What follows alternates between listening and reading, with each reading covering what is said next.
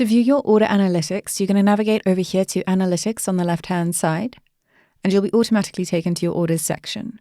Here you'll be able to view your order analytics in a number of different ways. It's currently set to gross income by product, but you can change this view by clicking over here on this section. From here you can view your gross income by contact, by country, by month, by product, by warehouse, and you can also view your orders by contact, by country, by month, by product, and by warehouse. So if I click on orders by product, you'll be given a different view than if you were to view your gross income by product. Now, obviously, I have no data within the system, so there's nothing here to show you, but hopefully you'll be seeing a lot more information.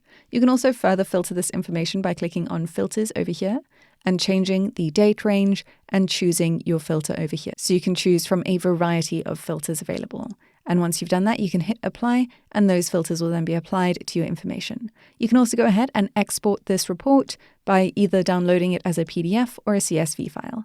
Once you've selected which type you would like to use, you just hit export report, and that will create a download for you. So that is how you can view your order analytics.